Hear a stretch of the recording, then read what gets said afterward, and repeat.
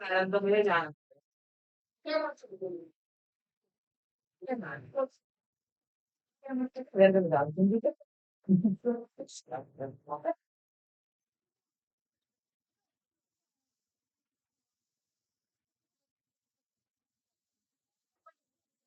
चलिए second part शुरू करते हैं। आज बच्चे कम आए हैं कल से।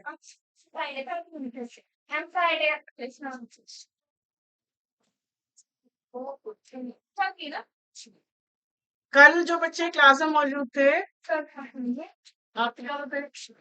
चैप्टर ध्यान है कल क्या पढ़ा था? Chemical kinetics. केमिकल काइनेटिक्स में सबसे पहले हमने क्या पढ़ा था? तो हमें काइनेटिक्स का मतलब फिर रेट ऑफ रिएक्शन, अभिक्रिया की दर। उसके बाद क्या पढ़ा था? एवरेज रेट, फिर इंस्टेंटेनियस रेट, उसके बाद न्यूमेरिकल करे थे ना फॉर्मूले पर बेस।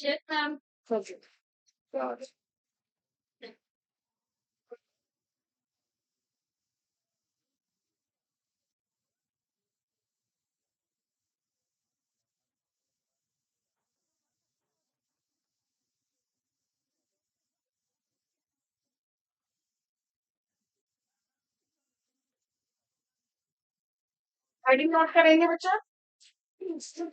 सब बच्चे हेडिंग लिखे हैं? Madam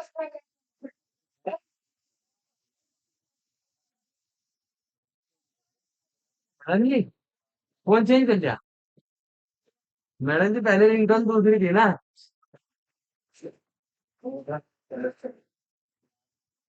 okay.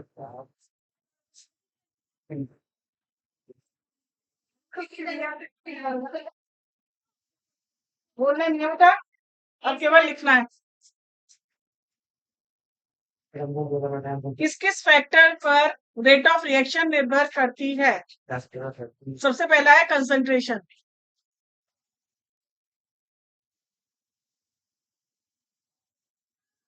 अगर हम अमाउंट ज्यादा लेंगे किसी सब्सटेंस का तो रिएक्शन की स्पीड कैसी हो जाएगी बताओ?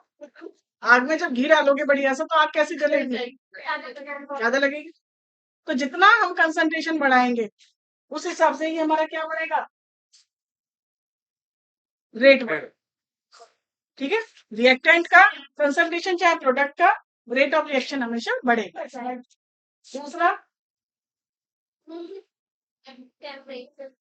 तापमान, टेम्परेचर। टेम्परेचर बढ़ेगा तो रेट ऑफ रिएक्शन क्या होना चाहिए? बढ़ जाएगा मैडम। जब लैब में आप कोई रिएक्शन करते हो और रिएक्शन नहीं होती है तो बाद क्या करते हो? तो मैडम वो क्या मैडम कहते हैं कि थोड़ा गर्म करो। यस मैडम बढ़ जाता है मैडम। तो क्या हो जाता है? बढ़ जाता है।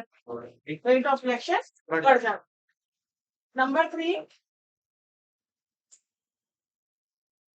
Surface area. आपको शरबत बनाना है, आप चीनी घोल रहे हो और आप पूरा पिसी हुई चीनी घोल रहे हो, कौन जल्दी घुलेगी? मैडम पूरा अगर लकड़ी जलानी है चूल्हे में तो लकड़ी के छोटे छोटे पीस रख रहे हो और लकड़ी का पूरा लट्ठा रख रहे हो। बुरादा। पीसेस बुरादा भी नहीं, बुरादे से अच्छा जो चिप्स होते हैं हाँ मैडम। वो बहुत जल्दी जलेंगे। तो यानी कि सरफेस एरिया ज्यादा तो रेट ऑफ रिएक्शन भी ज्यादा।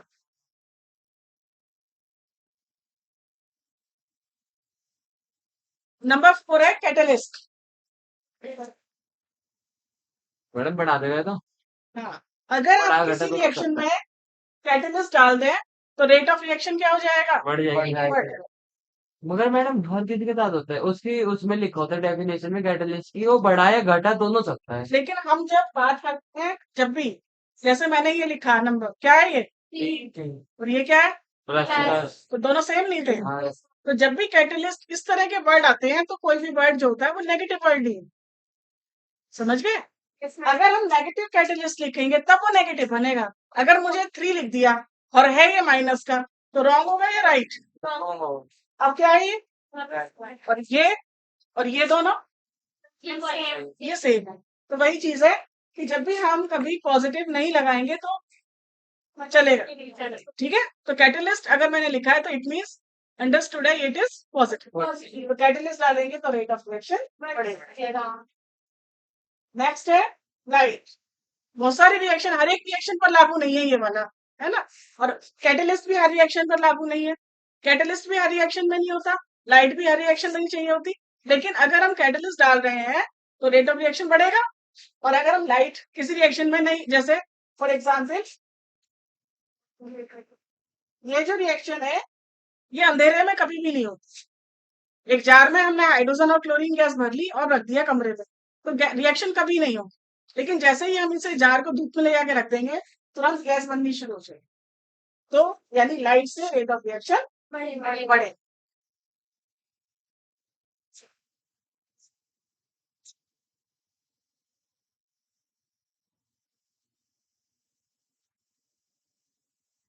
लास्ट में नेचर ऑफ रिएक्टेंट्स, अभिकारक के नेचर पर निर्भर करता है अभिक्रिया की दर। एग्जाम्पल बहुत आसान से ले रहे हैं, जैसे हमने सोडियम का टुकड़ा पानी में डाला, क्या होगा तुरंत? बढ़ जाएगा। भूलेगा नहीं, आग लग जाएगी। गरम अच्छा सोडियम ठीक है मैडम। जब भी कभी पटाखे बजते हैं ना। किसी धातु की अभिक्रिया, सुनेंगे ध्यान से, जब भी कभी किसी धातु की अभिक्रिया जल से होती है तो हाइड्रोक्साइड या ऑक्साइड और साथ में कौन सी गैस निकलती है? किसी भी धातु के साथ डिपेंड करेगा कि धातु कौन सी ली। अगर हमने यही धातु सोडियम पोटेशियम ले ली फर्स्ट ग्रुप की, तो रिएक्शन इतनी तेज होगी, क्योंकि इतनी एक्सोथर्मिक रिएक्शन होगी कि जो हाइड्रोजन गैस निकल रही है वो तुरंत क्या पकड़ लेगी? आग। आग हाइड्रोजन गैस की वजह से।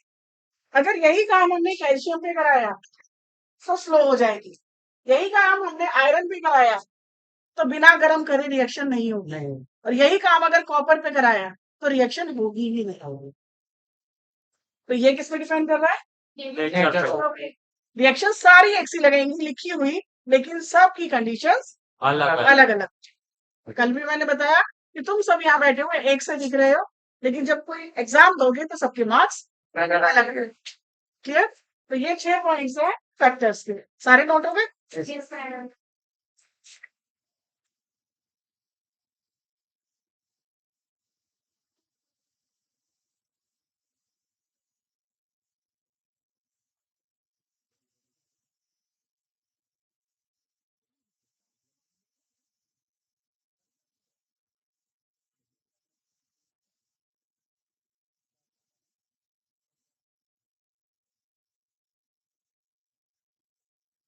अब है हमारा लॉ ऑफ मास एक्शन है,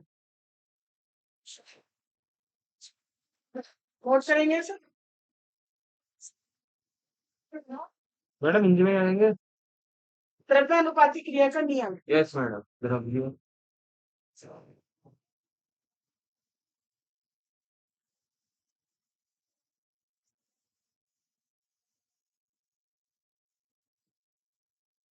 नियम एवं शब्द का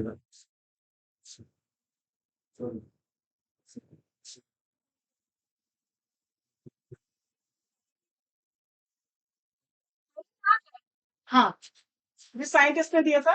कुछ वर्ग वाग उलवर्ग एंड वाग। बस बढ़िया था तो बोलो है। उलवर्ग और वाग।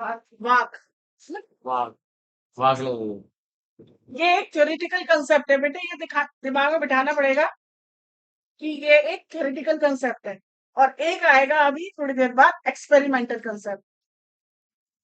ठीक है, तो ये अभी से दिमाग में लेके चलना। लॉ ऑफ मास एक्शन क्या कहता है? कोई रिएक्शन है,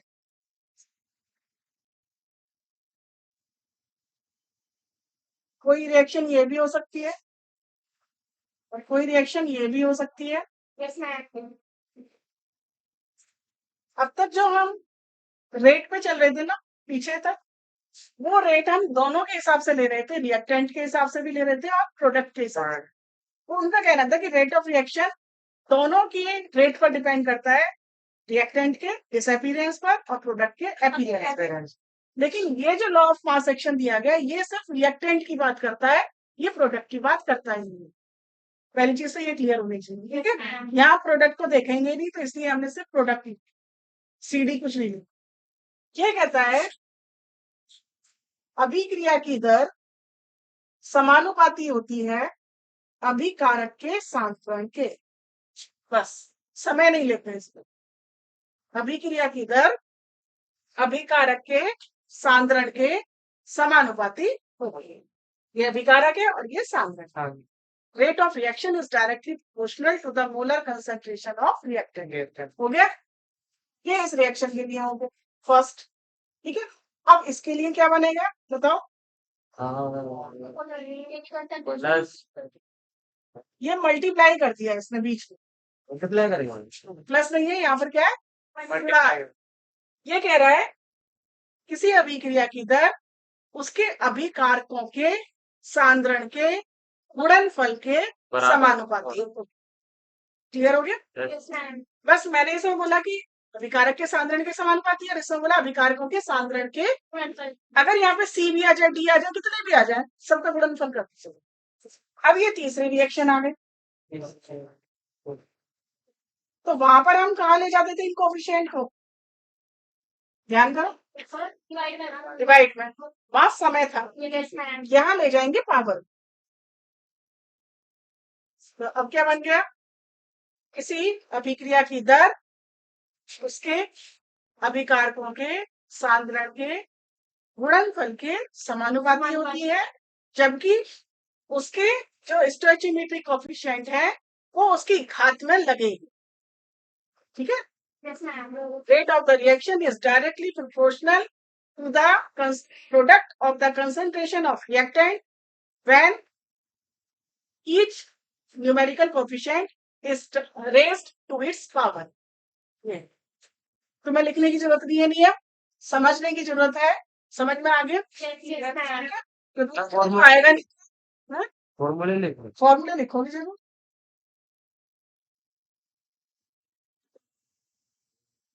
अब मैंने एक एक करके बिल्कुल तुम्हें धीरे धीरे समझाया।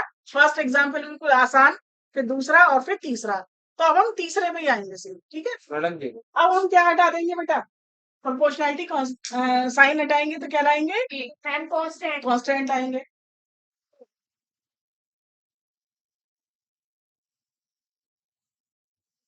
ये क्या है यहाँ पर? वेग नियतांक। वेग को क्या बोलते हैं इस चैप्टर में? वेग। सबसे ज्यादा क्वेश्चन जो बनेंगे वो के पर बनेंगे।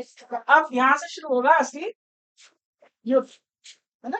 कल एक पार्ट जो मैंने तुम्हें न्यूमेरिकल का कराया वो बहुत इंपॉर्टेंट था कि किस तरह से रेट ऑफ रिएक्शन को निकाला जाता है। और अब सेकंड पार्ट जो शुरू होगा वो कैसे स्टार्ट। ठीक है,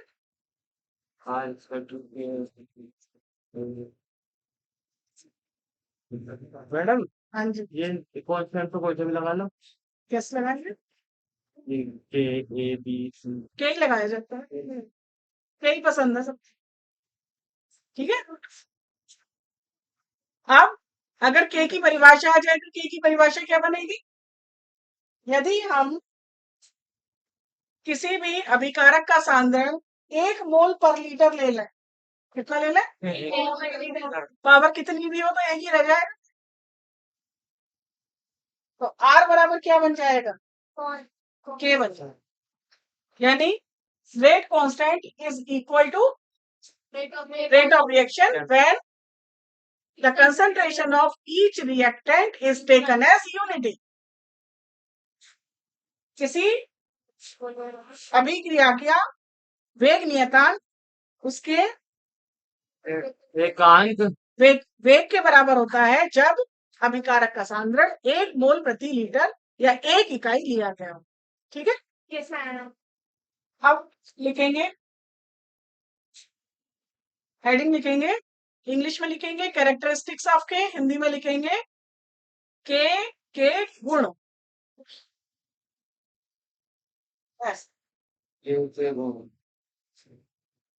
कैरेक्टरिस्टिक्स ऑफ के, ये माने वेग नियत।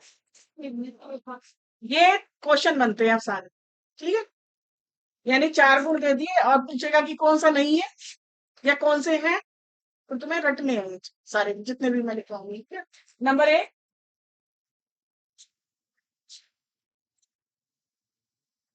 मोर के, मोर शॉर्ट में लिखेंगे बस। क्या मतलब हुआ इसका? दो रिएक्शन दे दी, दोनों के के दे दिए। एक अभिक्रिया का के है 50, एक अभिक्रिया का के है 100। तो बताइए कौन सी रिएक्शन तेज चल रही है? ऐसा तो हम के से पता लगा सकते हैं रिएक्शन का वेग, रेट। दूसरा लिखेंगे madam ji 2 minute.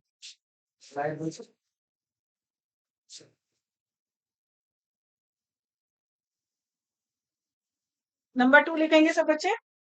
Different reactions, different reactions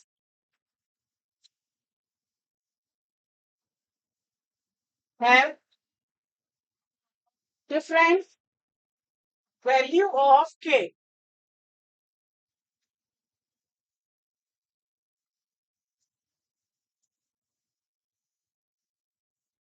Different reactions have different value of k. क्या मतलब हुआ इसका?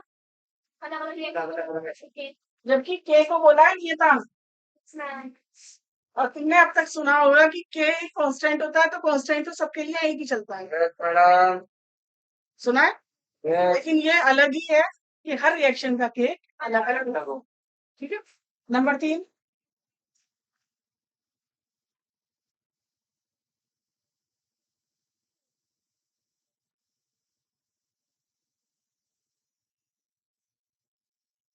k does not depend on concentration. k सांद्रण पर निर्भर नहीं करता है, जबकि रेट सीधा सांद्रण पे डिपेंड कर रहा है। यानी एक रिएक्शन में अगर सांद्रण बदलोगे तो के का मान नहीं बदलेगा, क्योंकि के क्या है? कांस्टेंट। बट मैडम अलग अलग अभिक्रिया के लिए बदलेगा। अभी बात समझ में? एक रिएक्शन चल रही है कंटेनर में, तो अगर तुम उसका अमाउंट बढ़ा रहे हो या घटा रहे हो तो उसकी के पर कोई फर्क नहीं पड़ेगा। मगर मैडम अभी हमने कहा था कि हाँ अगर हमने 1 मोल/लीटर इसका वो ले लिया वेग रेट, तो क्या उसके बराबर होगा मैडम? हाँ। अब हम कंसंट्रेशन चेंज करेंगे।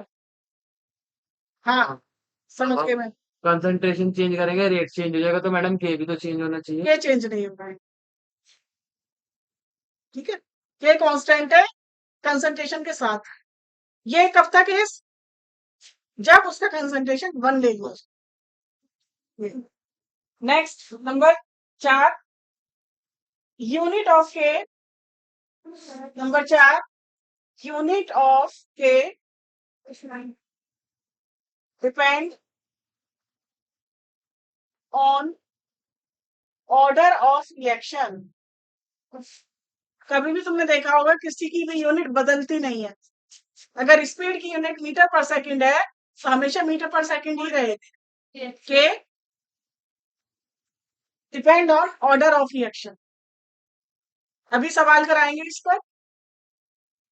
ऑर्डर क्या होगा? अभी ऑर्डर पता है? कोटी की अभी की कोटी। हाँ, अभिक्रिया की कोटि वो सिखाएंगे, तब पता लगेगा कि के का मात्रक बदलता चला जाए। ठीक है। नंबर 5,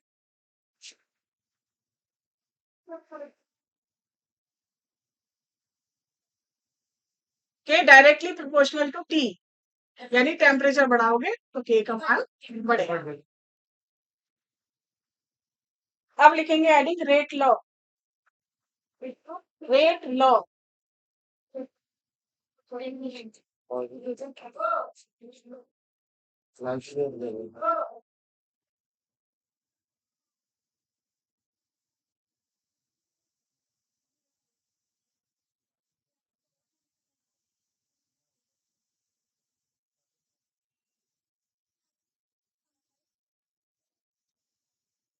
नोट करेंगे, बोलना नहीं है, सिर्फ सुनना है।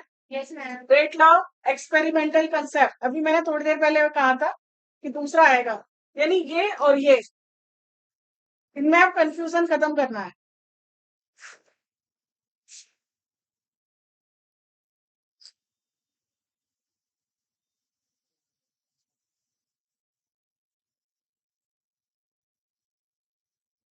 Yes madam.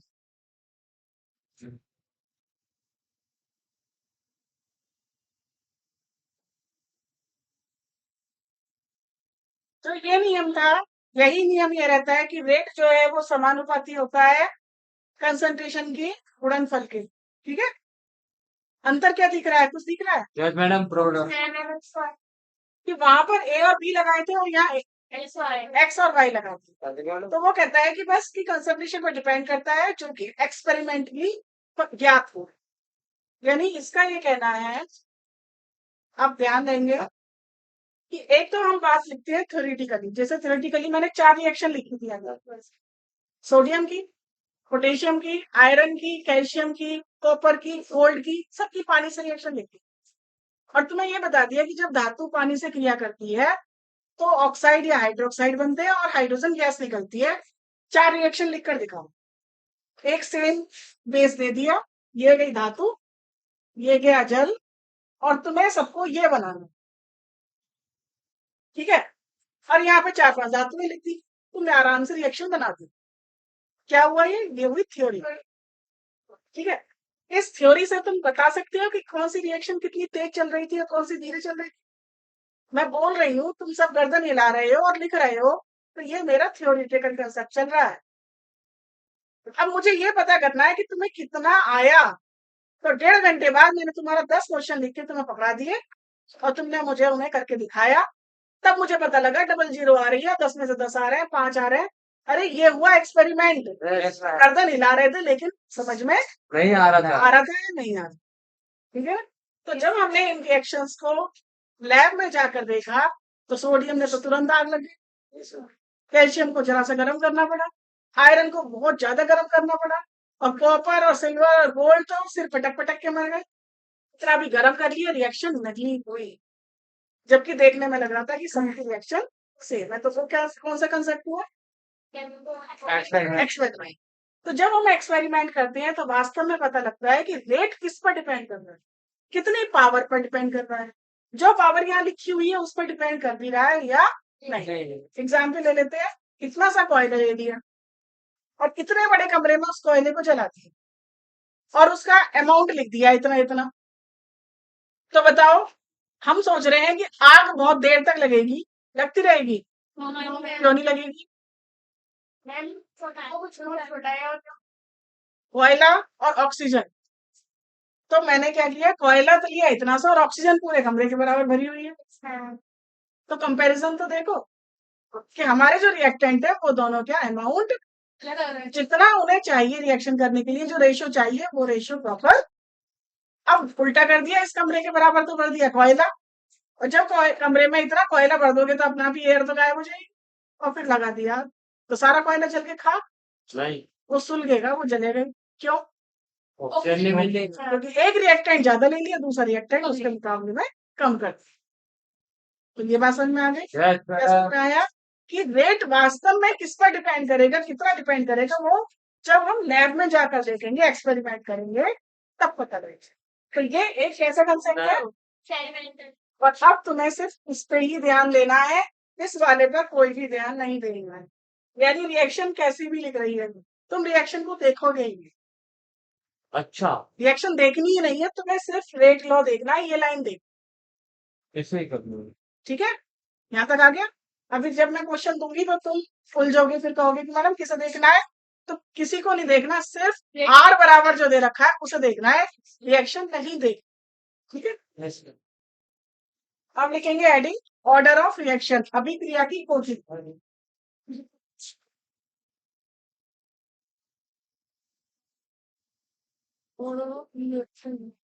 आज लेट, मैडम अभी घूमने चले गए थे, ब्रेक लेके। कहाँ पर? लिखो, the sum of powers, the sum of powers of the concentration of the reactants, sum of powers of the concentration of the reactants in the rate law expression, in the rate law expression is called order of reaction, is called order of reaction। Hindi क्या बनेगी? बनाओ इसकी हिंदी।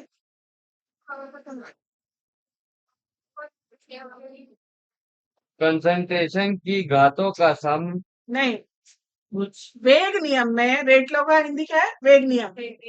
वेग नियम में अभिकारक के सांद्रण की घात का योग घात का योग। अभिक्रिया की कोटि कहलाता है।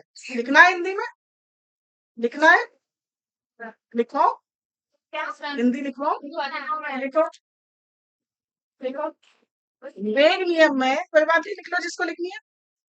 हाँ मैडम लिख रहे हैं, लिख रहे हैं। वेग नियम में अभिकारकों के सांद्रण के घात का योग अभिक्रिया की कोटि कहलाता है। फिर लिखो आगे, हिंदी वाले लिखेंगे यह शून्य, यह शून्य, कॉमा एक, कॉमा दो, कॉमा तीन तथा भिन्न में हो सकता है। इंग्लिश वाले लिखो, yes madam. It may be, it may be 0, 1, 2, 3 and a fraction and a fraction। उसके बाद ये लिखो, मैडम फ्रैक्शन एक अर्धकोटि की अभिक्रिया भी कुछ देना है ना। अर्धकोटि की अभिक्रिया मैडम वो फ्रैक्शन। फ्रैक्शन बोल दो दिया, आधा, 3/2, कितनी भी। आर बराबर ये नोट करेंगे और लिखेंगे ऑर्डर ऑफ रिएक्शन किसी का टू, यही तो मैंने बोला। परिभाषा क्या बोली? वेग नियम में अभिकारकों के सांद्रण की घात का योग अभिक्रिया की कोटि कहलाता है। सुनने में बहुत टफ लग रहा है, लेकिन जब सवाल करोगे तो कितना आसान कि घात जोड़नी है बैठ के बस। हाँ मैडम बस घात है ना? ये रखते हो। तो अभी तो लग रहा है टफ, लेकिन जब क्वेश्चन करोगे तो आसान हो जाएगा। बस घात जोड़नी है, तो घात जोड़ते ही क्या निकल आएगी? अभिक्रिया की कोटि। कोटि। ठीक है, यानी 25% चांसेस तुम्हारे के से बनेंगे, यानी कि अभिक्रिया की कोटि वाले क्वेश्चंस बनेंगे। ठीक है, अभी 25% कल वाला लेक्चर था, 25% आज वाले लेक्चर से बहुत क्वेश्चन बनेंगे और तुम क्वेश्चंस करोगे तो बहुत तुम्हारे मिलेंगे के से, के और ऑर्डर से। ठीक है, अब इसमें लिखेंगे, इसमें रिएक्शंस के टाइप आएंगे, जैसे अभिक्रिया की कोटि के एग्जाम्पल्स आएंगे। ठीक है, तो एक एक एग्जाम्पल लिखवा दे रही हूँ तुम्हें। तो लिखेंगे जीरो ऑर्डर रिएक्शन, यानी हिंदी क्या होगी? शून्य कोटि की अभिक्रिया। शून्य कोटि की अभिक्रिया क्या हो गई? जिनकी घात 0 हो, यानी कि जिनका वेग, जिनकी घात का सम 0 हो, जिनका वेग किस पर निर्भर नहीं कर रहा? नहीं उनके रिएक्टेंट के सांद्रण पर निर्भर नहीं कर रहा।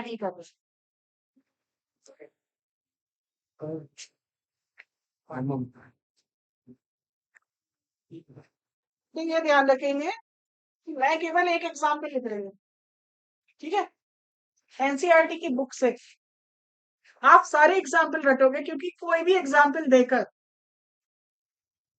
वैसे तो आसान कब होता है कि जब वो रेट लो दे देगा। अब जैसे ये एग्जाम्पल लिख दिया, अब इस एग्जाम्पल में ये नहीं लिखो, तो बताओ इसकी अभिक्रिया की कोटि तुम्हें क्या दिखाई दे रही है? अगर ये नीचे वाली लाइन हटा दूं तो तुम्हें अभिक्रिया की कोटि क्या दिखाई दे रही है? 0। गलत, जीरो कहां से दिख रही है? मैडम पावर ही नहीं है मुझे। क्यों नहीं है? मैडम ये तो कोफिशिएंट अरे मैं हटा दूं, है। अगर मैं वेग नियम ना लिखूं तो ये कहलाएगा थ्योरेटिकल, ऊपर वाला पोर्शन। और थ्योरेटिकल तुम्हें पता लग रहा है कि कितने अभिकारक हैं? दो। तो अभिक्रिया की कोटि तुम्हारे हिसाब से 2 हो जाएगी। लेकिन जब मैंने वेग नियम लिख दिया तो तुम्हें पता लग रहा है कि अभिक्रिया की कोटि कितनी है? 0। तो ऐसे बहुत सारे एग्जाम्पल आ जाते हैं और उसमें ये नहीं लिखा होता, क्वेश्चन में पूछ लिया जाता है बताइए किस कोटि की अभिक्रिया है, तो रटोगे बैठ के। अरे मैडम मैंने क्या कहा, एनसीईआरटी बुक के जितने भी एग्जाम्पल्स हैं उन्हें रट लेना है। इनका कोई चक्कर नहीं है मैडम, कोई याद ही इनका तन ये याद करना है। कैसे निकालता है? रेट मैंने क्या बताया, वेग नियम आता है ज्यादातर, वेग नियम से तो बहुत आसान है। चप्पल भी लिख के ले जाऊंगा। चप्पल पे लिख के ले जाने की जरूरत नहीं है, ज्यादातर शून्य कोटि की पूछी जाती है। शून्य कोटि के 2-3 एग्जाम्पल है, उन्हें रख लेना ज्यादा, ठीक है। अब तुम्हारा यही अगर बोर्ड होता है, जिन बच्चों का बोर्ड है वो सुन ले कि उन्हें तो एक एक एग्जाम्पल रट के ले जाना है, शून्य कोटि का, फर्स्ट ऑर्डर का, सेकंड ऑर्डर का और फ्रैक्शनल का। सपोज करो कोई एक क्वेश्चन आ गया, एक शून्य कोटि की अभिक्रिया का उदाहरण लिखिए, एक ही तो पूछेगा, एक रट के लेगा, एक लिखिए। लेकिन नीट के एग्जाम में तो ये क्वेश्चन नहीं आने वाले। नीट के एग्जाम में तो क्वेश्चन आएगा, बताइए इनमें से कौन सी शून्य कोटि की अभिक्रिया है, तो तुम्हें रिएक्शन याद होंगी कि कौन सी है, तभी तो ज्यादातर शून्य कोटि की पूछ जाए। Yes ma'am. इतना नहीं करेंगे बेईमान, नहीं मैम आती है आ जाती है बहुत साल पुराने पेपर। 10 साल के बीच में जितने क्वेश्चन है उस वाले में बहुत सारे हैं। मैम भी कोई ट्रिक को निकालने की किसके से पता नहीं बेटा, ये ट्रिक नहीं होती, इसमें कोई ट्रिक ही नहीं है, इसमें तो ये तो एक्सपेरिमेंटल कंसेप्ट है, इसमें क्या ट्रिक लगेगा। वो जीरो ऑर्डर रिएक्शन ऐसे कुछ होता है। ये सनलाइट की प्रेजेंस में नहीं होगी ना, और ये सनलाइट में, ये गलत है, ये तुम्हारा कंसेप्ट गलत है। उसमें H2+Cl2 वाली रिएक्शन है, वो सनलाइट की प्रेजेंस में होती है, वो जीरो ऑर्डर की रिएक्शन है। इसमें कहाँ सनलाइट है, ये तो अच्छे खासे टेम्परेचर पे होती है, तब भी ये जीरो ऑर्डर है। आप सुन लो ध्यान से, कौन सी होती है जीरो ऑर्डर की रिएक्शन अक्सर, सुन लो ऐसी रिएक्शन जो गैसियस स्टेट में होती है और जिसमें कैटलिस्ट डाला जाता है, वो रिएक्शन ज्यादातर जीरो ऑर्डर की बन जाती है। एक्सेप्शन नहीं मैडम कोई। नहीं, एक्सेप्शन नहीं है, होती है अक्सर। क्यों बताओ। एक पिक्चर हॉल में पिक्चर देखने गए जिसमें 50 की सीट थी। मैडम आज तो 99 रुपए की टिकट है। हाँ, मैं देख कर आई, 99 आज तो सिनेमा डे है ना।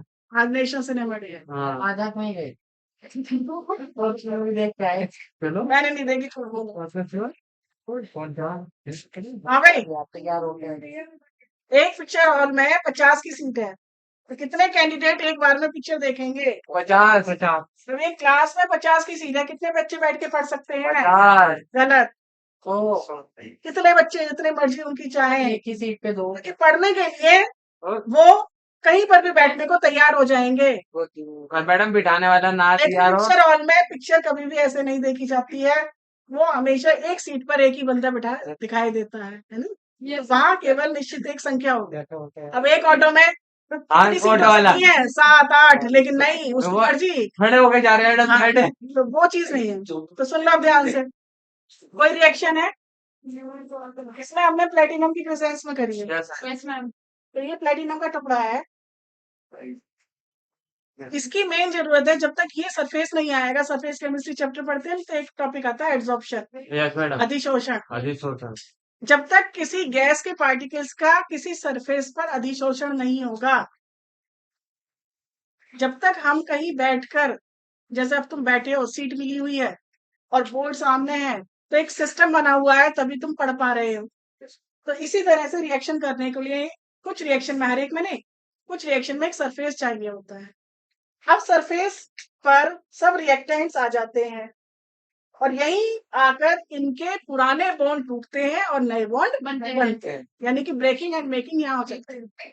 और जैसे ही उनकी ब्रेकिंग और मेकिंग हो जाती है, वो अपने सरफेस को छोड़कर प्रोडक्ट बनकर हट जाते हैं, वहां से फिर नए आ जाते हैं, यानी एक शो खत्म हो जाता है, दूसरा शो शुरू हो जाता है। अब तुमने इतना सा प्लेटिनम का टुकड़ा डाला और वो एक और रिएक्टेंट ले लिया खूब सारा, 50 की सीट थी और आदमी खड़े 500, लेकिन एक शो में 50 ही देख पाएंगे, अगले 50 अगले शो का इंतजार करेंगे। तो जब तक ये सारे यहाँ से हट नहीं जाएंगे, अगले मॉलिक्यूल नहीं आ पाएंगे। तो यहाँ रेट किस पर डिपेंड कर रहा है, प्लेटिनम के उस पर निर्भर कर रहा है, ना कि अमोनिया पर या हाइड्रोजन और क्लोरीन पर निर्भर। समझ गए। Yes ma'am. इसलिए गैसियस अभिकारक में ये ज्यादातर होता है, क्योंकि गैसियस रिएक्शन के लिए ही सरफेस चाहिए। ये है, तो अब तुम देखना वहां जाके, तो तुम्हें जो एग्जाम्पल दिखाई देंगे उनमें गैस दिखाई देगी और एक कैटलिस्ट जरूर, अच्छा तो वो जीरो ऑर्डर की बन जाती मैडम। है। ठीक है, अब लिखो नंबर 2, फर्स्ट ऑर्डर रिएक्शन।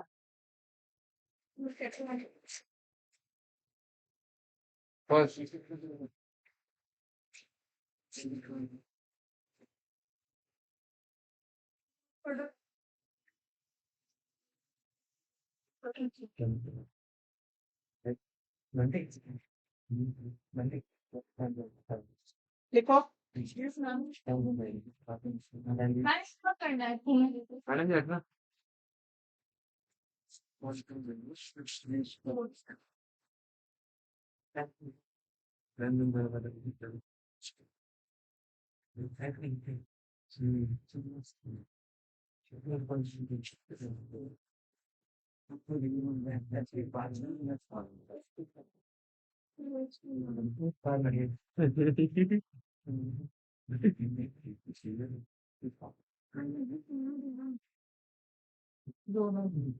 ये वाली रिएक्शन तुम्हें यहाँ से भी फर्स्ट ऑर्डर दिखाई दे रही क्या था है और हैवी फर्स्ट ऑर्डर, तो इसमें कंफ्यूजन खत्म हो गया। यस लेकिन अब ये मैंने रिएक्शन लिखी है, ये दिखाई तो दे रही है सेकंड ऑर्डर और है कितनी फर्स्ट ऑर्डर, तो इन केस में तुम गड़बड़ा जाते, यस मैम सुन के पता करेंगे पता ही नहीं करेंगे, बस रटेंगे। मैं ऐसा क्यों मैंने क्या कहा तुमसे, क्वेश्चंस बहुत ज्यादा नहीं आते ऐसे, रेयरली आते। जब भी क्वेश्चन में ऑर्डर पूछेगा 90% वो रेट लॉ लिखे, ठीक है। मैडम रेट लो नीचे लिख के देगा हाँ तभी तो मैडम ये आर बराबर क्यों हाँ लिख ये के देगा करेगा, इससे बस बता। मैडम फिर क्या मैंने क्या कहा, लेकिन अगर उसने नहीं लिख के दिया वो ज्यादातर, सुनना ध्यान से, वो ज्यादातर जीरो ऑर्डर की रिएक्शन बनेंगी और उससे तुम्हें याद हो जाएंगी केवल 3-4 रिएक्शन है। एनसीईआरटी एनसीईआरटी में एक तो तुम बाकी भी देखोगे तो रट लो। जो करना वो करेगा अब लिखेंगे next second order reaction.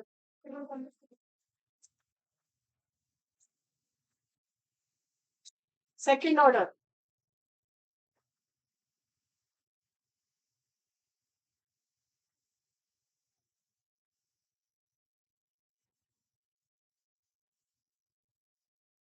Madam दोनों जगह आपने H2 लिख दिया मैडम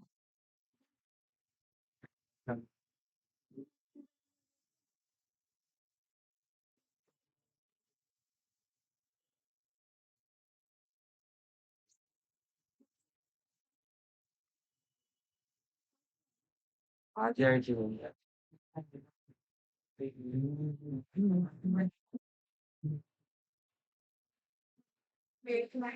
नेक्स्ट लिखेंगे fractional order. Fractional order madam अर्धायु निकालने वाला किस्सा इसके अंदर ही है ना अब आगे आएगा। तब उसके अंदर वो नहीं फ्रैक्शनल ऑर्डर हाँ भाई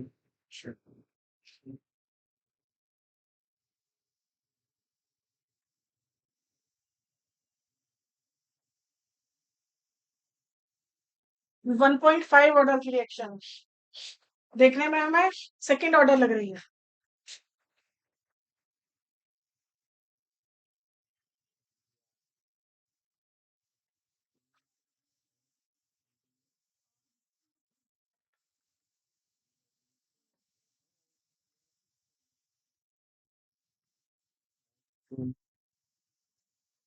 ये हो गया और आजा मैडम ये 3.5 की गैस 1.5 की बनी। 1.5 की था मैडम अब हमारा नेक्स्ट टॉपिक है यूनिट्स ऑफ के। अभी थोड़ी देर पहले मैंने बताया था एक लाइन कि अलग अलग ऑर्डर के लिए के का मात्रक अलग अलग होता है, यस मैम तो वही आ गया। तो जब हम कहते हैं कि मात्रक तो हमेशा, मतलब हमने आज तक भी फिजिक्स में जब भी पढ़े हैं मात्रक, केमिस्ट्री में भी पढ़े हैं, तो मात्रक एक बार निकालते हैं और वही मात्रक रहते हैं। यस मैम एमएलटी के हिसाब से हम फिजिक्स में रख लेते हैं, और वो मेरे को भी 12th के आज तक अपने याद है जितने मैंने रटे थे। MLT-2 ML2T-2 वो जो मेन थे 7-8 रटे हुए हैं, आज भी रटे हुए हैं, क्योंकि हमने वो इस तरह से रटे थे कि आराम से उन्हें लिखकर हम उसमें भी बदल सकते हैं किलोग्राम मीटर सेकंड। तो लेकिन ये एक ऐसा मात्रा है कि जो बार बार बदलेगा। कैसे बदलेगा, अब मैं एक एग्जाम्पल ले रही हूँ, ठीक है। सबसे पहले मैंने कौन सी ऑर्डर की रिएक्शन लिखी, जी ऑर्डर और जिन ऑर्डर की रिएक्शन के लिए मुझे के का मात्रक ज्ञात करना है, तो मैं कैसे ज्ञात करूं। इसके दो तरीके हैं, पहले हम लंबे तरीके से समझेंगे फिर शॉर्टकट पे आएंगे। पहले हम यहाँ से समझेंगे, इसमें रख के सबको पता है कल याद कराया था आर का मात्रक, बताओ क्या था। मोल लीटर इन पर सेकंड इन पर मोल मोल पर लीटर पर सेकंड मोल पर लीटर पर सेकंड, सेकंड। यही था। के का मात्रक हम निकालने जा रहे हैं और ए की घात 0 का मतलब कितना है गुणा? 0। एक, किसी की घात 0 होती है तो कितना होता है? एक मानते हैं, तो के बराबर क्या बन गया? Mole litre universe second universe. ठीक है, उतार लिया। नहीं मैडम, चल,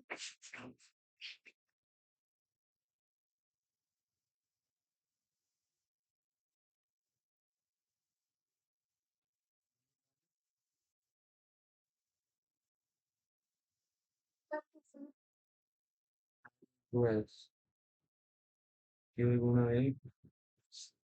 विशाल तुम्हारे साथ क्या होते चेक क्या कुछ कर रहे हैं पता है? मैडम सबने सब कुछ छोड़ दिया। क्यों सब कुछ कर रहे हैं कुछ ना कुछ तो? मैडम कौन कौन तू कर रहा है? कौन मैडम Yes. कौन? अतर अतर, हाँ उस 4 साल हो गए मैडम मुझे तैयारी करते हैं। अब नंबर आ गया मैडम जी, अगर कुछ आएगा। पेड हाँ मैडम। पेड है उसकी सीट शायद। अच्छा मैडम तो 4 साल हो गए तैयारी करते हुए। उसकी पीएससी भी कंप्लीट हो वो गई। विशाल क्या कर रहा है? विशाल मोगा मैडम दुकान कर लेने तो किस चीज की? फुटवेयर की, मेंस फुटवेयर। चलो, कभी हम जूते खरीद जाएंगे। आर का मात्रक मोल प्रति लीटर पर सेकेंड, के का मात्रक निकालना है। अब ए का मात्रक लिखना पड़ेगा यहाँ क्योंकि इसकी घात तो एक है। तो ये सांद्रण है, कंसंट्रेशन है, और कंसंट्रेशन की यूनिट क्या होती है? मोल पर की पावर, मोल से लीटर से, के बराबर सेकेंड, कि 1/सेकेंड आने वाला है और 1/सेकेंड का मतलब है सेकेंड। अब तुम कहीं भी पहुंच जाओ, किसी भी ऑर्डर में पहुंच जाओ, सेकेंड इनवर्स आना ही आना। क्यों? क्योंकि मैडम क्योंकि मोल। कंसंट्रेशन लेने पड़ेंगे। हाँ मैडम। मोल पर लीटर जो लेना पड़ेगा वही कटपिट होते रहेंगे, लेकिन सेकंड कभी भी कटपिट नहीं होगा, है ना? एक दो एग्जाम्पल और करें, अब खुद से करके दिखाओ सेकंड ऑर्डर। मैडम वो तो होगा।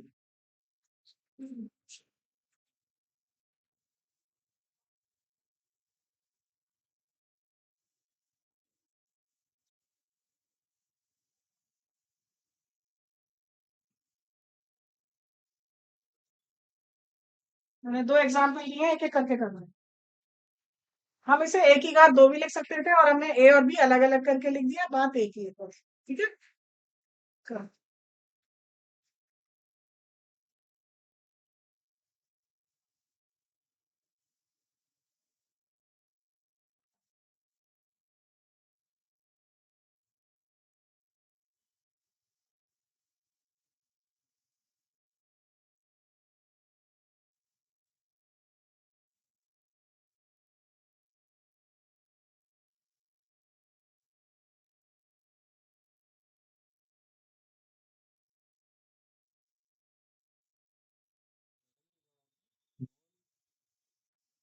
Litre universe second universe. Madam एक तो हो जाएगा। क्या है? Mole litre universe second universe. Mole inverse madam third वाले उसका mole litre universe second universe. पहले वाले। अच्छा जी। ये आया होगा लीटर। मोल यूनिवर्स सेकंड यूनिवर्स। हाँ मैडम ठीक है। आया ये संस्कृत आ गया। पीछे झूठ तो नहीं? इधर मोल पर लीटर, एक कटेगा और एक बचेगा, है ना? इसका निकालना। झूठ बोलने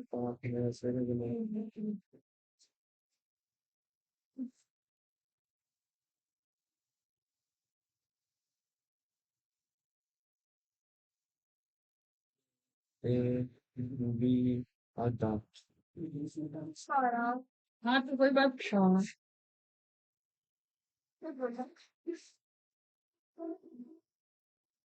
आपसे क्या दिक्कत है? ये मोल पर लीटर पर सेकेंड, ये के, ये मोल पर लीटर, और ये मोल पर लीटर की पावर हाफ। यही तो कैंसिल हुआ, क्या बचा? लीटर ऊपर, लीटर की पावर हाफ, मोल की पावर -हाफ सेकेंड। अगर ये इकट्ठे नहीं होता, अच्छा इकट्ठे होता, ये तो अलग अलग था, आसानी से काट दिया तुमने। Yes, ma'am. अभी अगर इकट्ठे a की पावर 3/2 होता तो हम घटाते हैं। मैथ्स का नियम नहीं पता, Yes. पावर में But दोनों तरफ ऐसे तो घटाएंगे। लंबा तरीका इसलिए सिखाया जाता है कि लंबा तरीका होता तो लंबा है तो ये लेकिन याद रहता है। शॉर्टकट में एग्जाम में जाके फॉर्मूला भूल जाते हैं कि शॉर्टकट वाला वो फॉर्मूला क्या था। yes. शॉर्टकट सिखा रही है और जिसको फॉर्मूला याद रह गया बहुत अच्छी बात है, तो बहुत जल्दी होगा। ठीक है, इसमें हमें लगाना है मोल पर लीटर n-1 सेकंड इनवर्स, यानी सेकंड इनवर्स और एक में आ रही है। yes, madam. अब शुरू करते हैं एग्जाम्पल 0 कर। ठीक है, यहाँ n माने क्या है? जीरो n माने है कोटि, यानी हाँ मैडम वही जीरो ठीक है, जीरो के लिए जीरो मोल पर लीटर क्या लिखा जाएगा? n जीरो -1 -1 तो गया ना? क्यों क्या मैडम आएगा ये फॉर्मूला? n+1 हो गया था ना एक मिनट में गलत, इसलिए कह रही हूँ कि फॉर्मूला कई बार हम भूल जाते हैं। अब मुझे तो पता था कि इसकी यूनिट क्या आती है, जीरो की, वही की वही आती है, और वही की वही उल्टी पड़ गई थी, तो इसलिए हमने फॉर्मूले को बदल दिया लेकिन जल्दी हुआ। Yes, ma'am. अब किसके लिए? रिस्की था First. फर्स्ट के। रिस्की नहीं है, एग्जाम में जाके ये याद रखोगे। A1 minus 1. बेटा एक बात बताऊं, यस मैडम टीचर से ज्यादा बच्चा रखता है। यस मैडम एक टीचर को एक स्टूडेंट को पेपर देने बिठा दो, नंबर स्टूडेंट के पास। नहीं मैडम टीचर क्या नहीं टीचर को नॉलेज होती है लेकिन वो बहुत सारी चीजें है ना जो हम तुम्हें डेफिनेशन वगैरह बोलते हैं, वो लाइन टू लाइन रटते नहीं है बच्चे, 6 बार गर्दन हिला हिला के उसे रटता है बिल्कुल। और जिसके बच्चे के 100 में से 100 आते हैं बोर्ड में, तो बिल्कुल खूब आ रहे हैं धड़ल्ले से, तो वो सोचो इंग्लिश उसका मीडियम वाले मैडम बस नहीं हिंदी मीडियम, नहीं मैडम तो वो कितना रट के जाता है।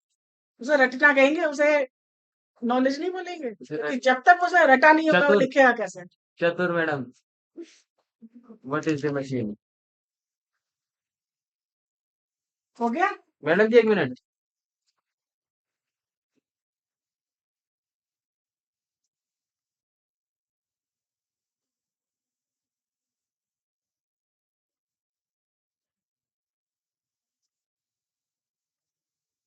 अब लिखेंगे, अब इसका उल्टा करना है। उल्टा क्या होगा? अभी हमने क्या दे रखा था? कोटि और के पूछा, अब ये दे रखा हुआ कोटी पूछेगा ठीक है, तो लिखेंगे मैडम हेडिंग हेडिंग ही तो लिखवा रही हूँ। के द्वारा अभिक्रिया की कोटि ज्ञात करना, to know order of reaction, to know KNOW, to know order of reaction from के।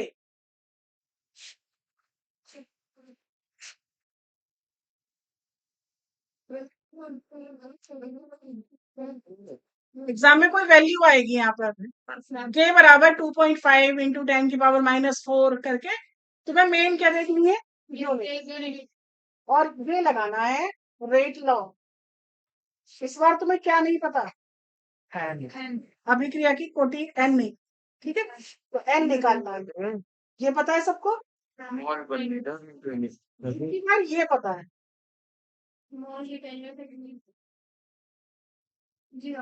ठीक है, और ये पता है, ए पता है, ये नहीं। अब ये नहीं काटेंगे कभी भी, ब्रैकेट के अंदर वाला नहीं काट देना कभी भी, समझ रहे? क्योंकि इस पर घात चढ़ी हुई है, ये कटेंगे, कुछ भी नहीं बचा, जीरो तो क्या हो गई? जीरो मैडम मगर ये पूछना था मैडम यहाँ के को हम ऐसे लिखेंगे हाँ, के मोल अपॉन लीटर जो दे रखी है वही तो लिखोगे। मैडम वो के दे के रखेगा हाँ के दे के रखेगा यही तो देगा, तभी तो n पूछेगा। और मैडम यूनिट ही देगा या वो दे देगा वैल्यू दे रखी होगी, वैल्यू से कोई मतलब नहीं होगा, यूनिट हमें यूनिट देखना है क्वेश्चन ठीक है। अभी क्या थी, जैसे सेकंड इनवर्स आई थी, तो हमने यहाँ रखा है मोल पर लीटर पर सेकंड, ये अपना आप लिखा, ये क्वेश्चन में से लिखा 1/सेकंड, इसको क्या लिखा फिर, और ये निकाल रहे सेकंड से, सेकंड। ये तो नहीं कटा, इसे ब्रैकेट में लगा दो, ये और ये मैच करने चाहिए, बराबर है। तो इसकी घात कितनी है, प्रथम। जब कुछ नहीं है तो एक है, तो n बराबर कितना हो गया, एक। जब तुम सेकंड ऑर्डर करोगे ना, तो यहाँ कितनी चढ़ जाएगी घात, तो n बराबर 2 हो जाएगा, 3 में 3 हो जाएगा, फ्रैक्शन में उतना आ जाएगा। हाँ नोट कर लो, बस अपना क्वेश्चन करा दी।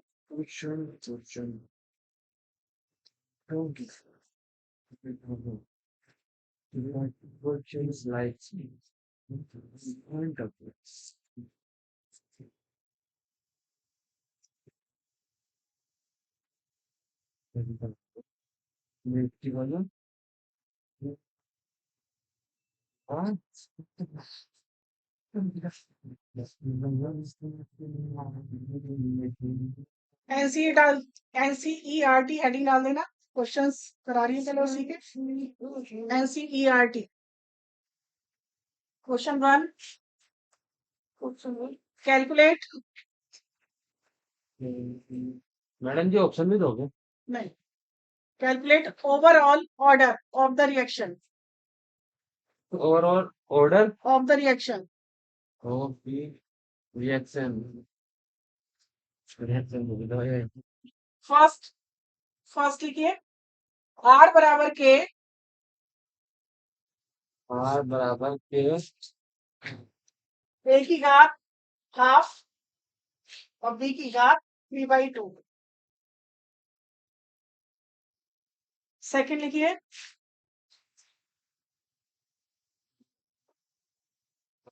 के एक ही बात, मैंने नहीं तो गलत बात है।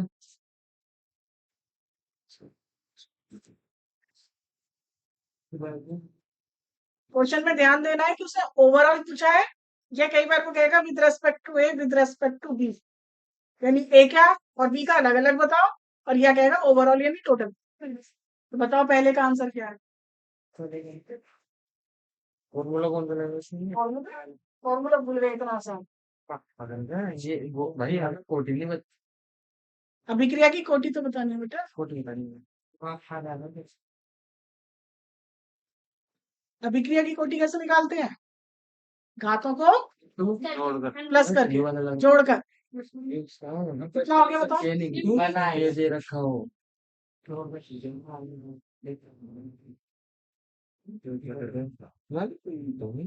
दो दूनी चार, चार दो आ जाओ, दो दो है दो हो गया, दो तीन।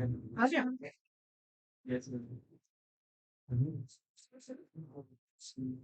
आप बताओ सबसे पीछे से बैठे बेटा, इसकी क्या होगी कोटि, दो कम दो, तीन दो कम दो, तीन कम तीन, चार दो हाथ दो हाथ। कितनी होगी मतलब, मैडम अभी कर दो, तुम बताओ आगे, एक दो प्लस इधर हाँ तुम बताओ, हाँ तुम बताओ आगे, हाँ इधर सबका हाफ है, मैडम जी रुक जाओ। मैडम अभी +1 करेंगे, यानी प्लस में -1 करेंगे तो घटेगा, हाँ पारी नहीं आया। तेरा आएगा ध्यान। क्वेश्चन नंबर 2,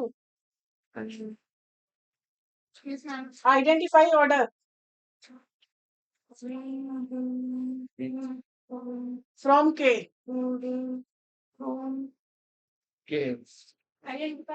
ऑर्डर फ्रॉम के, यानी के की सहायता से कोटि निकालनी है, ठीक है। फर्स्ट के बराबर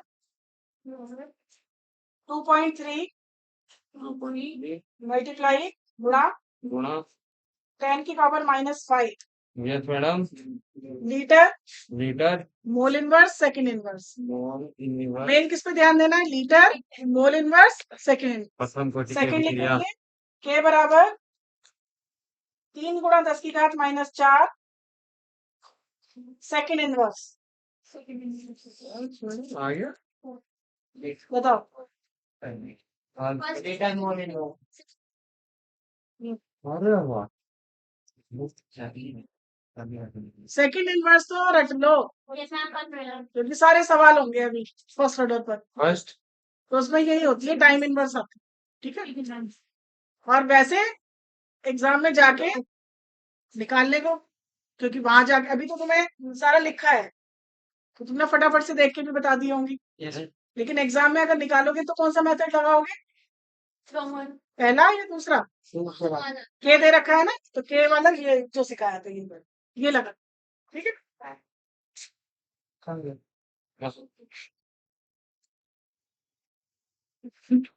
ये होता है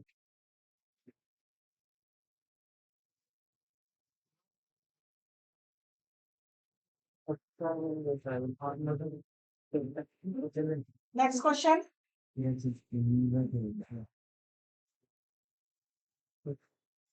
the conversion of molecule,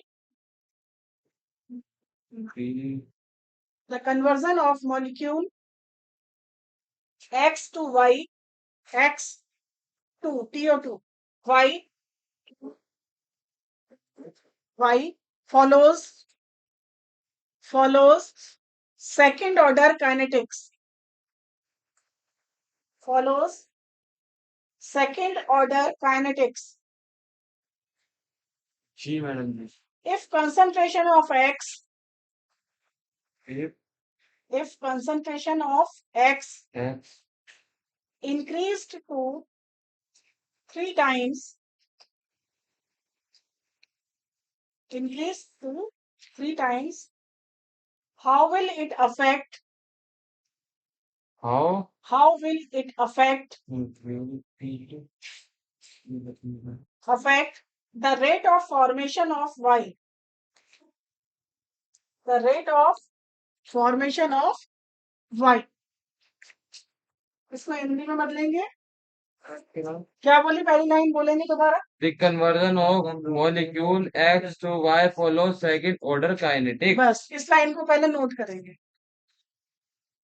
conversion of X to Y, conversion of molecule यानी एक अणु है X जो बदल रहा है Y, Y में रिएक्शन हो गई, second order को फिर वो ट्रायल सेकंड ऑर्डर की है, follow कर रहा है तो हम सेकंड ऑर्डर कैसे लिखेंगे, हाँ R बराबर K और X की घात 2, यानी यहाँ 2x लगाओ, इससे हमें कोई मतलब नहीं है। मैडम मैंने क्या बताया इसमें कि हमें रिएक्शन से कोई मतलब नहीं है, हमारा मेन संबंध है पूरा का पूरा रेट लॉस, उसने सेकंड ऑर्डर बोल दिया, हमारी रेट लॉ बन गया, ठीक है, हो गया यहाँ तक।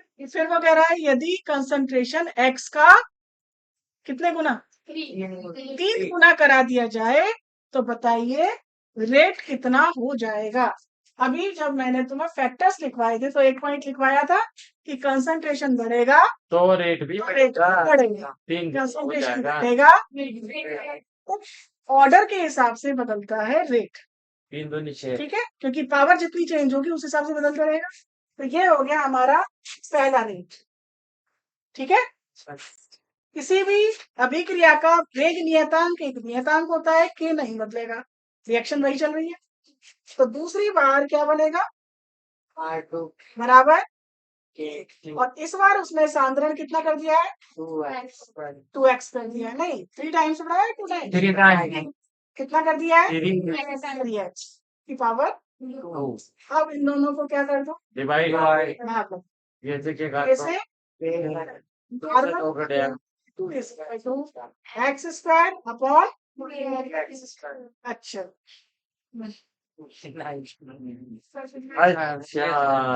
तो नहीं होंगे, Yes ma'am. एक्स स्क्वायर से X square. R2 बराबर हो जाएगा 1/9 क्रॉस की गुणा, अच्छा तो अभिक्रिया का वेग 9 गुना हो जाएगा, मैडम सोचे 3 गुना ठीक है? बढ़ रहे हैं, 9 गुना बढ़ अब रहे देखना ऑप्शन उसमें क्या लिख रहे होंगे तुम जैसों के लिए, 3 गुना, हैं। आधे बच्चे तो 3 पे टिक करके आएंगे, यस Yes ma'am. 6 करते हैं कोई। 3 एक ऑप्शन जरूर होगा 1/9 गुना, आधे बच्चे उनमें से 1/9 कर आएंगे, ऐसे वो गलत हो जाएगा। 1/9 गलत हो गया, 9 गुना है तेरे जैसे करके देखना चाहिए। 1/9 सभी कब होगा करके बेटा? यदि उसका साधारण 1/3 कर दिया जाए तो ये आंसर 1/9 हो जाएगा। बेटा ये सबसे ज्यादा पूछे जाने वाले क्वेश्चन है। मैडम इसे याद कर लेते हैं। इसे क्यों याद करोगे? इस पर पता नहीं कितने बना लोगे क्वेश्चन। दुगना कर दिया जाए, तिगना कर दिया जाए, और अभी तो ये एक अभिकारक है, अभी तो 2 अभिकारक के साथ साथ करा देगा सबके। ए का डबल कर दिया जाए, बी का इतना कर दिया जाए, बताओ कितना हो जाएगा? ये तो बहुत आसान सवाल है, दिमाग में बिठा लो बस थोड़ा सा तरीका। Next question. मैडम जी 1 मिनट अभी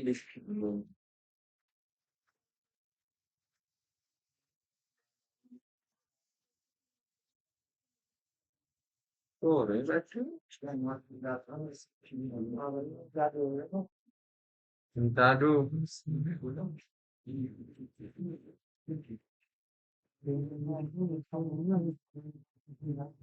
एनसीईआरटी का नोट करेंगे, पीछे एक्सरसाइज दे रखी होती है ना, एक्सरसाइज का क्वेश्चन नंबर 1। मैडम देखिए मैं एक पार्ट कराऊंगी, इसमें 4 पार्ट्स, ठीक है? फिर बाकी 3 घर में प्रैक्टिस करेंगे। मैडम 4.8 है जो 1 है, 1 है 8 है। एक कहाँ से आ गया? पहला क्वेश्चन बोला है मैंने,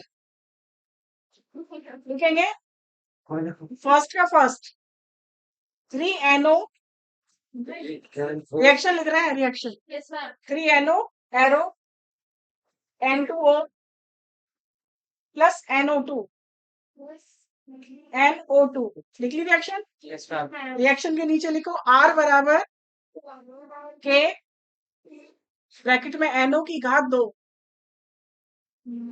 ठीक है?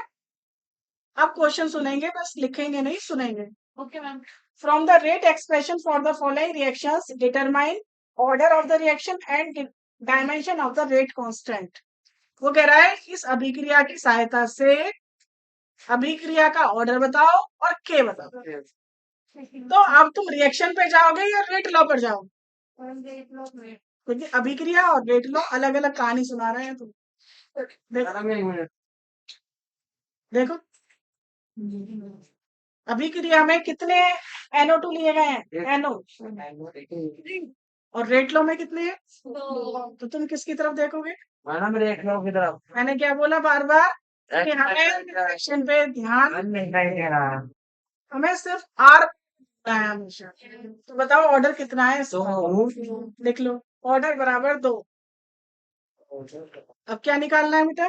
के का मात्रक, तो वो निकालना सिखाई दिया है। मोल पर लीटर 1 - n सेकंड इनवर्स से तुम आराम से निकालो। मैं इसमें 4 क्वेश्चन है, चारों करने हैं। तो दे रखी क्या नहीं दे रखी है? के किससे निकालते हैं? मैडम यूनिट तो बताना चाहिए। अरे के निकाल रहे बेटा, यूनिट तो निकाल रहे हो के की। अच्छा ठीक है अभी तो सिखाया मैम उसके साथ। चार अगर 2 चीजें हैं, अगर ऑर्डर है तो के पूछेगा और के दे रखा है तो ऑर्डर पूछेगा। Next question. मैडम देखो बैठ के करी टाइम हो गया। टाइम लगा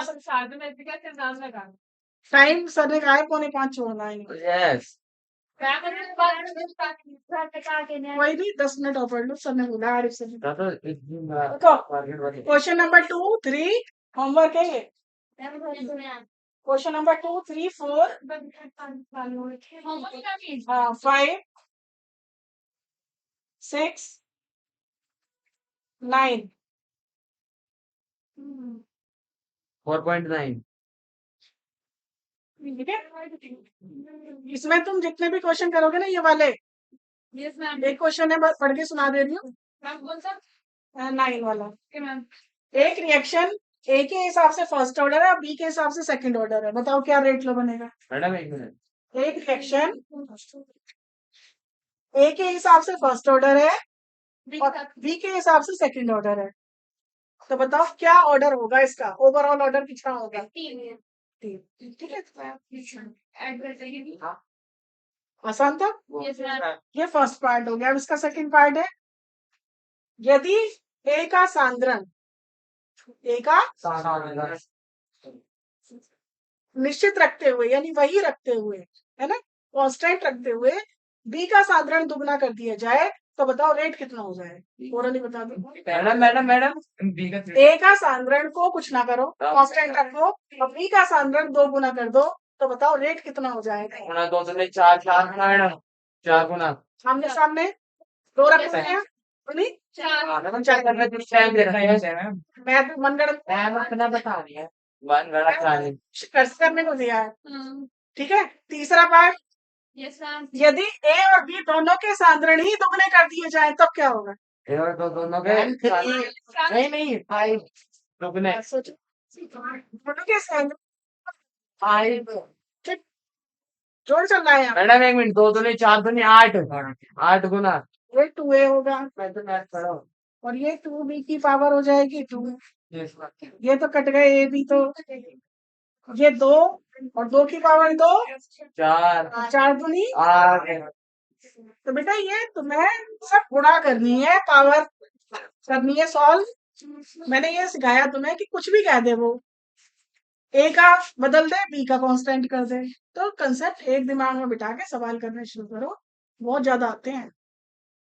ये वाला जो क्वेश्चन है ना, आज अगर तुम जाके नीट की बुक खोल के ये क्वेश्चन देखोगे तो बहुत ज्यादा आ रहे हैं। Yes ma'am. आते हैं नहीं आते, यस मैडम बच्चों ने 1 साल दिया हुआ है, टाइम नहीं हो बेटा अभी। कोई बात नहीं, फोन कर दो आप, लिखो नेक्स्ट आईडी, कोई नहीं 10 मिनट और, ये पढ़ने के अलावा खाली 8 मुझे भी घर वाले लेने आएंगे अभी। मैडम कल तक लड़का आया था आपका भैया आए थे लिखो मॉलिक्युलैरिटी, मॉलिक्युलैरिटी, मैडम हेडिंग है हाँ, क्वेश्चन लिख रहा हूँ मॉलिक्युलैरिटी ऑफ ए रिएक्शन। 12th वाले बच्चों ने खूब पढ़ा होगा आणविकता, यस मैडम और सबसे ज्यादा बोर्ड में क्वेश्चन पूछा जाता है अभिक्रिया की कोटि और आणविकता में क्या अंतर है। यस मैम है ना? इस बार क्या आया था सवाल से। 12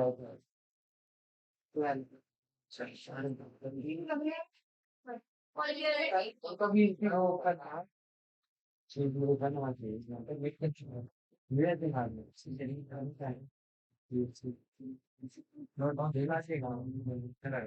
अब इसमें एक बात सुनेंगे, यस मैम। आणविकता क्या होती है। आणविकता जुड़ी हुई है अणु शब्द से और मॉलिक्युलरिटी शब्द जुड़ा हुआ है कौन से मॉलिक्यूल को हिंदी में क्या बोलते हैं, अणु भाग अणु। किसी अभिक्रिया में कितने अणु भाग ले रहे हैं वो कहलाती है उसकी आणविक। सिंपल शब्दों में समझा रही हूँ। किसी कोई अभिक्रिया हो रही है तो उसमें कौन है, अभिक्रिया करने वाले ही तो है, यस और अभिक्रिया करने वालों को हमने अणु माना। यस ठीक है, अब कोई भी रिएक्शन 2 तरह की होती है, कितनी टाइप की होती है, दो होता है इन्हें नोट कर लेंगे।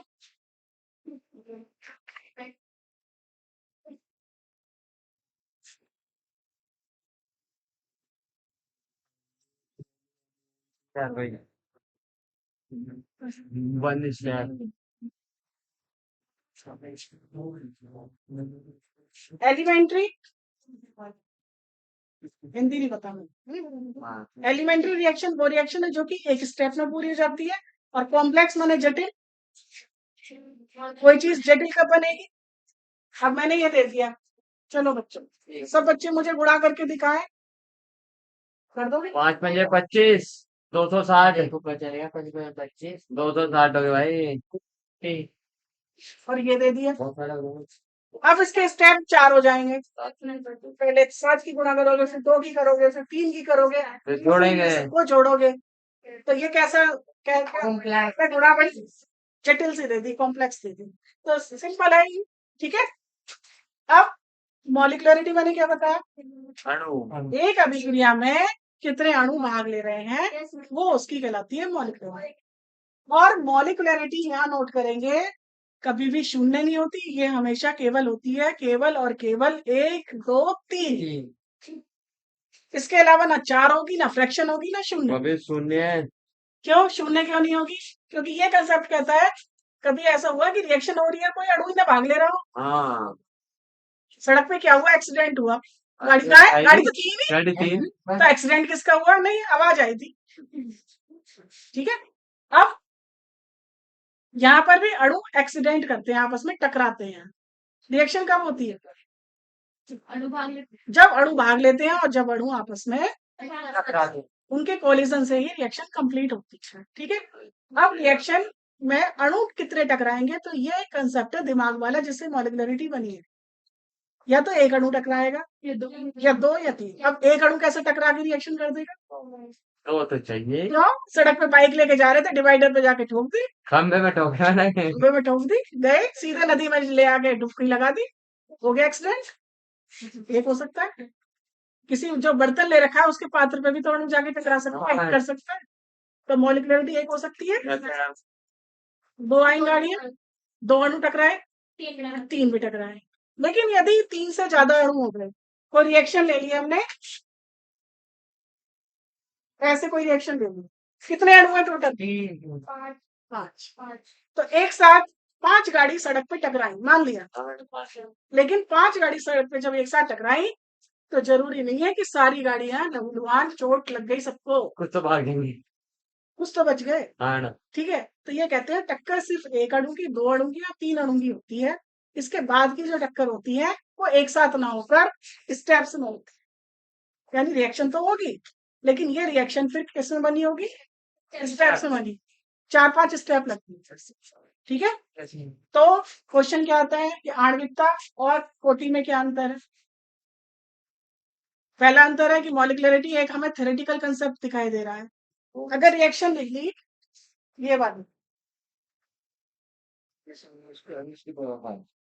तो ये इसकी मॉलिक्युलरिटी क्या है, आणविकता क्या है, तो मुझे देख के बताना। और कोटि क्या है? जीरो। ठीक है, तो एक तो हो गया देखकर बताना थ्योरेटिकल, और एक हो गया प्रैक्टिकल। दूसरा, अभिक्रिया की कोटि कभी भी सब कुछ हो सकती है, आणविकता कभी भी ना जीरो होती ना फ्रैक्शन होती। ठीक है, तो ये डिफरेंसेस हो गए में। अब बात आती है एलिमेंट्री और कॉम्प्लेक्स रिएक्शन। ठीक है, तो जब कॉम्प्लेक्स रिएक्शन एक से ज्यादा स्टेप में हो रही है, थोड़ा सा बताऊंगी मैं, फिर कल इसका मैं बाकी पार्ट कराऊंगा। हाँ मैडम, अब बस जब कॉम्प्लेक्स रिएक्शन ज्यादा स्टेप में हो रही है तो कौन सी रिएक्शन से हम रेट लॉ बनाए? ठीक है, जो सबसे पहले होगी। नहीं, तो एक रिएक्शन होती है स्लो और एक ये एक स्लो और एक फास्ट, नहीं यानी जितनी भी रिएक्शंस है उन सब में एक हो रही है स्लो और बाकी हो रही है फास्ट। तो जो स्लो रिएक्शन है वही रेट डिटरमाइनिंग रिएक्शन मानता है। यानी रेट को निर्धारित करने वाली, ऑर्डर को बनाने वाली कौन सी रिएक्शन होती है? स्लो, फास्ट नहीं। ठीक है, सर कहेंगे जल्दी छोड़िए। Packing madam. चलो एक काम करो, जिसको जाना है ना वो चले जाओ, मैं एक दो सवाल करा दूं, टॉपिक नहीं पढ़ाती आज।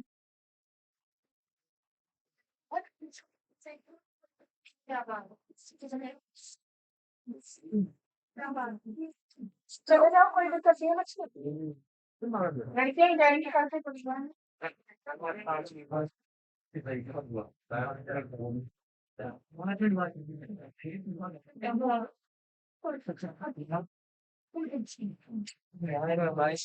तो परेशान है क्या?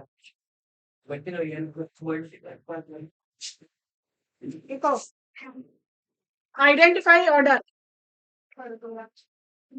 आइडेंटिफाई ऑर्डर के बराबर के बराबर 1.2 इंटू 10 की power -2 ATM inverse, ATM inverse second inverse, कुछ अलग एक्टर दे दिया। मैडम एटीएम क्यों? के बराबर 1.2 इंटू 10 की power -2 ATM inverse second inverse. अब एक बात आओ, एक से सवाल थोड़ी ना देती है अभी, अब तो वो कर ही लिए तुमने इतने सारे, अब कुछ अलग होगा जब तो तुम्हें फायदा होगा।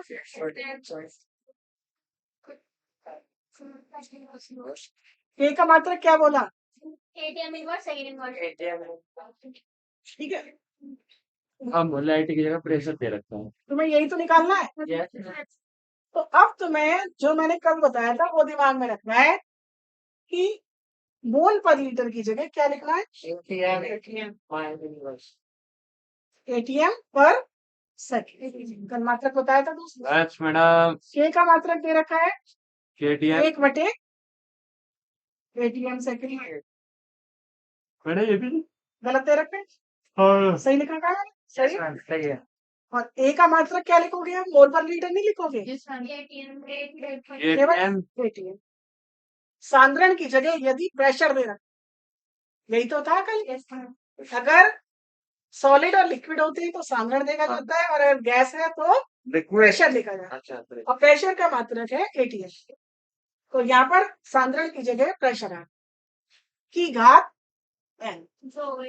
सेकंड से सेकंड कैंसिल, ये क्रॉस कर दो, एटीएम की पावर 2, और यहाँ एटीएम की पावर n बराबर कितना है? 2। नया क्वेश्चन मिल गया तुम्हें? मैडम हमने एटीएम की घात एन क्यों लिखी मैडम? बेटा वहां मोल पर लीटर की घात n यस मैडम। एटीएम हो गया। खाली एटीएम लिखेंगे बस। सांद्रण की जगह प्रेशर आ गया। सांद्रण का मात्रक क्या होता है? मोल प्रति लीटर। और प्रेशर का मात्रक क्या होता है? एटीएम। बस। अच्छा मैडम जी 1 मिनट रुको।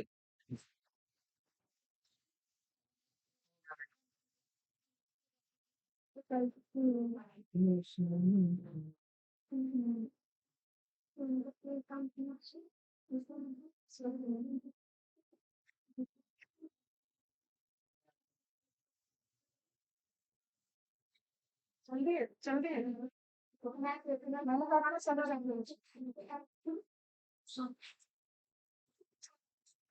मैडम जी और मैडम अभी कराओ चलते रहेंगे। सीट लास्ट करा दो। मैम बस कम करा देना प्लीज।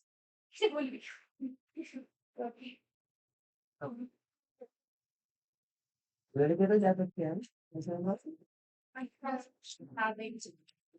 ठीक है तुम ही जाओ। लाइव अच्छा चलिए लाइव क्या होता सही कहा। चलो एक छोटा सा और ले लो। आर बराबर के आर बराबर के और ब्रैकेट में NO2 यस मैडम। की घात 2। Yes madam. ठीक है, अब लिखो इसमें के बराबर, रुको रुको, हाँ ठीक है, के बराबर है इसमें 0.09 R inverse H inverse, H माने घंटे, 0.09 के बराबर 0.09 H इनवर्स, H स्मॉल में लिखेंगे। इसका क्या मतलब हुआ? माइनस में R हो गया, माइनस का घंटा हो गया। जब सेकंड लिख रहे थे ना, यहाँ समय घंटे में है। ठीक है, अब लिखो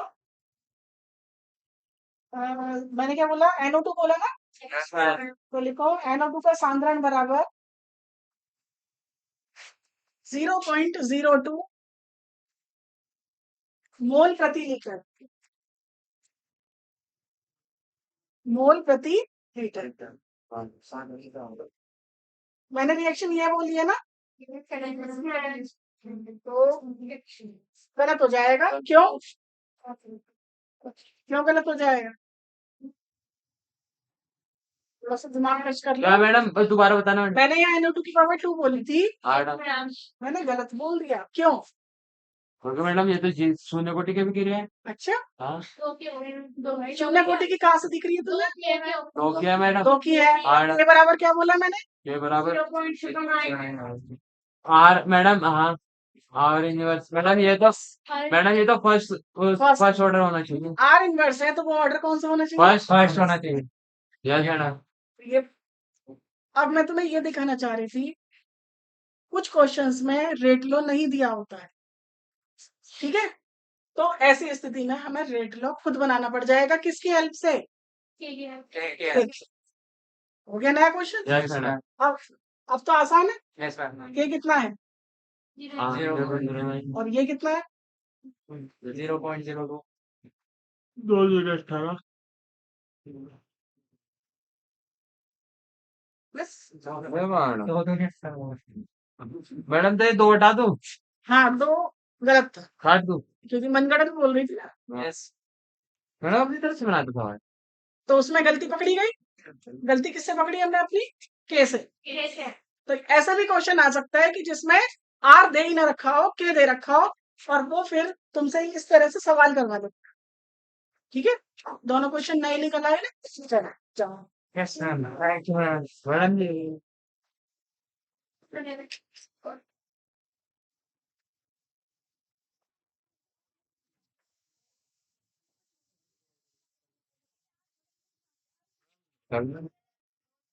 मैंने कब देते थे? क्या करूँ मैं? एक तो कभी ना कभी दोनों क्वालिटी छोटी हुई फर्क लग गए। अरे आपको तो भाई मेरा पैन इतना पड़ा